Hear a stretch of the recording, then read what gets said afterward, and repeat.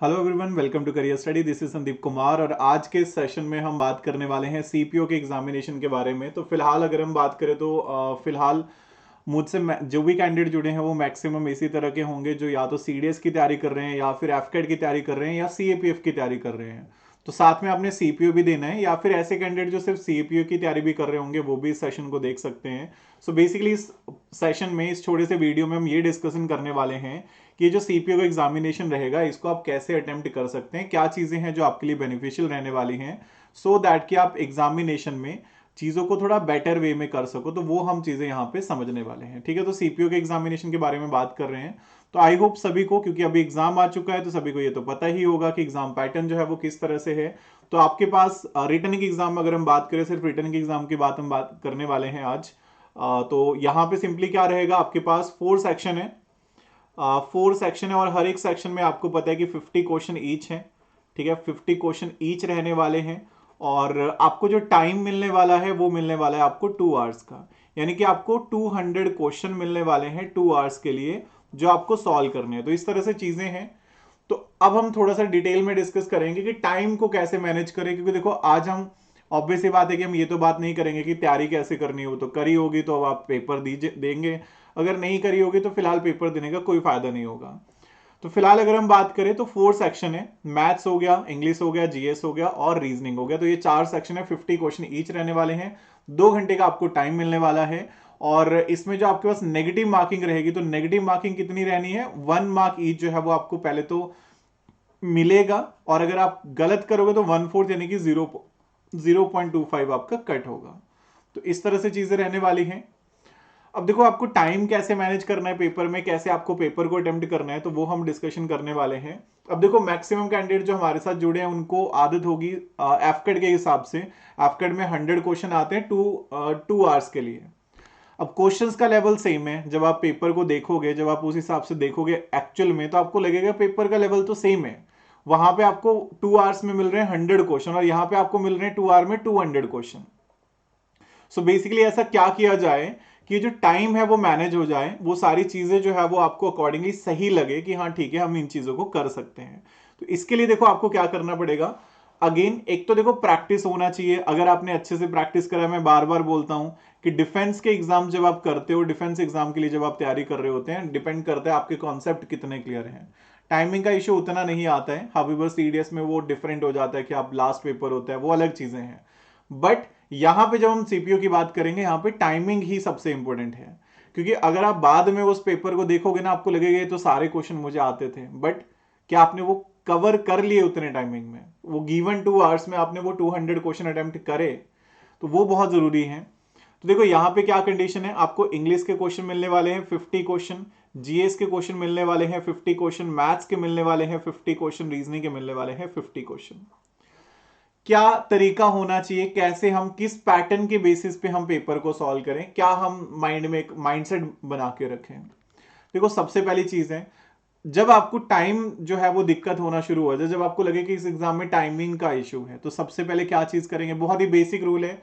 और I think अगर आप कहीं पे भी ट्राई करोगे, किसी से भी पूछोगे, आपको सेम जो है वो चीजें देखने को मिलेंगी कि यही आपको करना चाहिए। बस वो चीज आपको अप्लाई करनी है। अभी अगर आपको 1-2 मॉक टेस्ट देना है, क्योंकि अभी भी एग्जाम में किसी को 3-4 दिन मिल रहे हैं, तो आप डेफिनेटली 1-2 मॉक टेस्ट और दोगे अभी। तो इन चीजों को अप्लाई करो, आपको रिजल्ट देखने को मिलेंगे। सबसे पहले आपको क्या करना है, आपको अटेम्प्ट करना है जीएस के सेक्शन को। ठीक है, complete general studies, general knowledge जो है वो इसमें आप कवर करिए। क्योंकि यहां पे क्या होगा, देखो अगर आप ओवरऑल देखेंगे, आपको क्वेश्चन रीड करना है, या तो आपको आंसर आता है या तो आपको नहीं आता है। उसमें आपको ये नहीं होगा कि कोई फॉर्मूला लगाना है, फॉर्मूला लगा के आपको कोई आंसर मिलेगा, ऐसा तो होगा नहीं। या तो आता है या तो नहीं आता है, दो ही आंसर है इस चीज के, यस या नो में, सीधा सीधा। तो उसमें क्या होगा, उसमें आपका टाइम नहीं लगेगा, कम टाइम में आप ज्यादा क्वेश्चन कर सकते हो। तो अगर मैं बात करूं तो सबसे पहले नंबर पे आपको जीएस करना है, उस तरह से मैं यहां पे लिख देता हूं। और आपको कितना टाइम लगाना है इसमें, देखो कोशिश करो कि आप 10 मिनट में जीएस को खत्म करो। 10 मिनट जो है वो आपके लगने चाहिए, इससे ज्यादा ना लगे। देखो आप बहुत जल्दी करते हो, आप 5 मिनट लगाते हो, वो तो बहुत ही अच्छी बात है। बट हाँ, क्वेश्चन पढ़ लेना है, रीड करना है, फिर आंसर लगाना है। ऑन एन अप्रोक्सीमेटली अगर हम बात करते हैं तो आपको, अगर आप 50 क्वेश्चन की बात करते हैं तो लगभग लगभग आप जो है वो 10 सेकंड अगर आप लगाते हो एक क्वेश्चन को रीड करने में, आंसर करने में, फिर आराम से इन द सेंस कि ऐसा भी नहीं है ना कि क्लिक करते ही चले गए, तो उस तरह से आपके पास टाइम है, ऐसा भी नहीं कि बहुत ही कम टाइम है, तो आप कर सकते हो। 10 मिनट आप लीजिए अपने पास और 10 मिनट में जीएस को खत्म करिए, और वो हो जाएगा अगर आपने तैयारी करी होगी, क्योंकि आता है या तो नहीं आता है। ऐसा भी नहीं कि सीडीएस वाला जीएस है कि क्वेश्चन पढ़ के पहले सोचना पड़ेगा कि ये पूछा क्या है, ऐसा नहीं होगा। स्ट्रेट फॉरवर्ड क्वेश्चन है, सीधा जाओ, देखो और क्लिक करो। आता है तो ठीक है, नहीं आता तो छोड़ दो, क्योंकि नेगेटिव मार्किंग भी है। दूसरे पॉइंट पे आते हैं। दूसरे पॉइंट पे आपको क्या करना है, अब अगेन थोड़ा सा लेवल इंक्रीज करते हैं, तो इंग्लिश पे आते हैं। ना देखो, क्वेश्चन तो हो सकता है कि कोई एक इंग्लिश का बहुत खतरनाक हो जाए और मैथ्स का कोई इजी लगे बहुत ज्यादा। द पॉइंट इज टाइम कितना लगेगा। आपको वकैब आ रही है, आपको कॉम्प्रिहेंशन आ रहा है, आप कितना टाइम लगा रहे हो उसमें, ठीक है, वो बहुत इंपॉर्टेंट है। सो आपको अपना टाइम अकॉर्डिंगली देखना है। तो कोशिश करनी है कि आपको 20 मिनट, ठीक है, मैक्सिमम 20 मिनट, इससे कम में कवर हो जाए बहुत अच्छा है। नहीं हो रहा है तो 20 मिनट में कवर करिए। किसी भी क्वेश्चन में आप इतना टाइम मत लगा दीजिए कि आप जीएस के क्वेश्चन में अगर आप 1 मिनट लगा रहे हो ना, तो आप समझ जाओ कि आप क्वेश्चन पेपर को एक तरह से आप रिस्पेक्ट ही नहीं दे रहे हो कि आप किस एग्जाम में बैठे हो। तो वो चीज समझना बहुत जरूरी है। देन उसके बाद इंग्लिश पे आइए। मैक्सिमम टू मैक्सिमम 30-40 सेकंड पर क्वेश्चन, इससे ज्यादा नहीं जाना चाहिए। और किसी किसी क्वेश्चन को 10-20 सेकंड में, तभी आप 20 मिनट में ये 50 क्वेश्चन कर पाओगे। उसके बाद आते हैं नेक्स्ट, आप आइए रीजनिंग पे। देखो, अब रीजनिंग में क्या होता है कि आपको किसी क्वेश्चन में टाइम भी लग सकता है, किसी में जल्दी भी होगा, बट अगेन आप इतना सा श्योर हो सकते हो कि ठीक है, रीजनिंग है तो उतना ज्यादा दिमाग नहीं लगेगा। अब ये मैं बाद में बताता हूं कि हम इस प्रोसेस को क्यों फॉलो करते हैं, क्योंकि आपको अगेन हर जगह ये सुनने को मिलता होगा कि इसको फॉलो करें, उसका रीजन क्या है, लॉजिक बिहाइंड क्या है।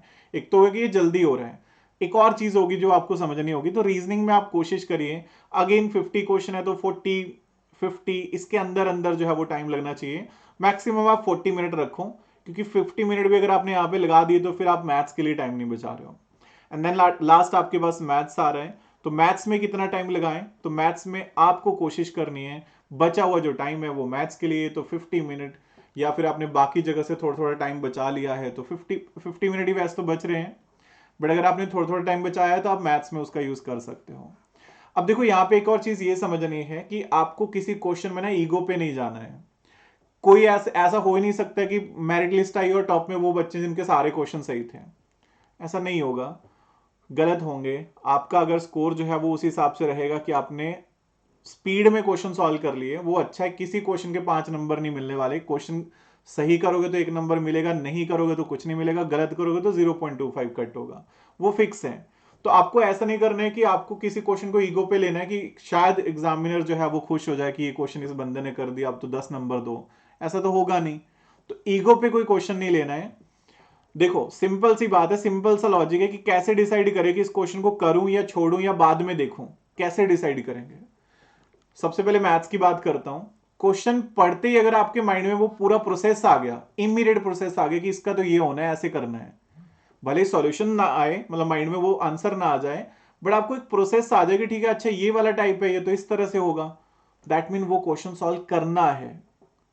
लेकिन अगर वो प्रोसेस ही नहीं बन रहा है, आपको क्वेश्चन रीड ही 2 बार करना पड़ रहा है, वो आदत अगर पड़ी हुई है कि आप 2 बार रीड कर रहे हो क्वेश्चन को, दैट मीन कि आपका प्रैक्टिस इनफ नहीं है।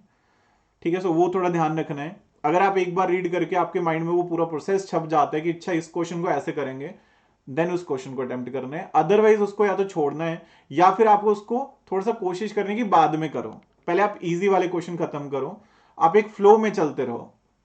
जहां आपने एक क्वेश्चन में टाइम वेस्ट करा, जहां पे भी जिस क्वेश्चन में, मान लो अगर आपने क्या करा, आपने जीएस का अभी आप दूसरा क्वेश्चन कर रहे हो और उसमें आपने 2 मिनट लगा दिए, आप ये मत सोचना कि आपने एक क्वेश्चन पे 2 मिनट लगाए हैं। आप सिंपल सा फंडा समझ लीजिएगा कि आपने क्या कर दिया कि आपने पूरे पेपर में अपने माइंड को समझा दिया है कि अब आराम से करो क्वेश्चंस को। ठीक है, सो अगेन कुछ कैंडिडेट रिलेट कर पाएंगे जिन्होंने पहले पेपर दिया होगा, जिनके साथ ये चीज हुई होगी कि अगर आप एक क्वेश्चन में टाइम ज्यादा लगाते हो, वो एक क्वेश्चन का टाइम नहीं है, वो आप बाकी क्वेश्चंस में भी ज्यादा टाइम लगाओगे। वो बहुत सिंपल सा फंडा है। तो यहां पे क्या कंडीशन है, सबसे पहली चीज तो क्या है, यहां पे अगर आप देखेंगे तो आपको टाइम थोड़ा सा सही से लगाना है। ठीक है, और अगर क्वेश्चन समझ में आ रहा है देखते तो वो बहुत अच्छा है। दूसरा, मैंने कहा था कि मैं इसका रीजन बताऊंगा। देखो, इसका रीजन सिंपल है। अगर आप सबसे पहले मैथ्स करोगे, मैथ्स में कॉम्बिनेशंस बहुत बैठते हैं कि अच्छा इसमें ये चीज है, इसमें ये चीज है, वो स्टेटमेंट पढ़ा, उसके अकॉर्डिंग सोचा, माइंड थकता है जल्दी। तो जितना माइंड थकेगा तो धीरे धीरे स्लगिश होगा ना, थोड़ा स्लो होगा वो। लेकिन अगर आप पहले जीएस करोगे, या तो आता है या तो नहीं आता है, सिंपल है। हाँ, ऐसा हो सकता है किसी का जीएस बहुत ही खराब है, उसका कॉन्फिडेंस ही डाउन हो जाए, तब तो देखो वैसे भी पेपर में बैठने का फायदा नहीं है। बट अगर आपने पढ़ाई करी हुई है अच्छे से, तो जीएस करोगे थोड़ा जल्दी हो जाएगा। फिर इंग्लिश थोड़ा थोड़ा सा ज्यादा टाइम लगेगा, बट वो भी जल्दी होगा। रीजनिंग भी थोड़ा और ज्यादा टाइम लगेगा, बट हो जाएगा। और देन लास्ट में मैथ्स करोगे। तो जब तक माइंड वो प्रॉपर थकेगा, तब तक आपका पेपर भी हो जाएगा। तो इस पैटर्न को फॉलो कीजिए, ये आपके लिए बेनिफिशियल रहेगा। एक बार फिर से सम अप कर देता हूं, क्या पॉइंट है। एक तो आपको क्या करना है, ये चीज ध्यान रखनी है कि आपके पास किसी भी क्वेश्चन को ईगो पे ना लिया जाए। सभी क्वेश्चन के बराबर मार्क्स हैं, किसी के ज्यादा मार्क्स नहीं मिलेंगे, हर एक का बराबर है। और अगर बाई चांस आपको ज्यादा क्वेश्चन टफ लग रहे हैं, आप ये चीज समझो, नॉर्मलाइजेशन होनी है। तो आपका अगर बाई चांस दिक्कत हुआ तो वो इंक्रीज हो जाएगा। तो आपको थोड़ा ये भी ध्यान रखना है कि अगर आपको टफ लग रहा है और आपकी तैयारी अच्छी, वो सबके लिए टफ है। वो छोटी छोटी चीजें बस माइंड में रखो एंड पेपर दो। तो मेरी तरफ से सभी को बेस्ट ऑफ लक। और बाकी फिलहाल आपको पता है कि मैं मेनली डील करता हूँ सीडीएस एफकेट में, इसीलिए ये वीडियो भी बनाया कि अगर सीडीएस एफकेट वाले इधर जा रहे हैं, पेपर दे रहे हैं, तो आपके क्वेश्चन तो वो सारे होंगे, बट थोड़ा स्पीड रखनी है। Speed is important. तो ये था हमारा आज का सेशन। बाकी अगर आप अनअकैडमी पर हमें फॉलो कर रहे हो, डिस्क्रिप्शन में लिंक मिलेंगे कोर्सेज के। अनअकैडमी लाइट सब्सक्रिप्शन है, जहाँ पे टेस्ट सीरीज है, पीवाईक्यू है, बहुत सारी चीजें हैं। और अभी हमारे नए कोर्सेज जो है, अल्फा सीडीएस चल रहा है, जिसमें सीडीएस का कंप्लीट कोर्स है, और वीर सीएपीएफ चल रहा है, जिसमें सीएपीएफ का पूरा कोर्स है। और एक बहुत इंपॉर्टेंट चीज अभी हमारा हो रहा है, स्कॉलरशिप टेस्ट जो हो रहा है सीडीएस एफकेट एस्पायरेंट्स के लिए। तो ये आप कर सकते हैं नवंबर 13 को। अगर आप टॉप करेंगे तो आप जीत सकते हैं 5G स्मार्टफोन और 2 से 20 तक 1000 का गिफ्ट वाउचर। तो इनका बेनिफिट लीजिए। अनअकैडमी पे जा रहे हैं तो career study live code use करिए। अभी हम करते हैं सेशन को ऑफ, मिलते हैं आपसे अगले सेशन में। तो सभी को फिलहाल मेरी तरफ से thank you. So stay safe, keep preparing, have a nice evening and जय हिंद।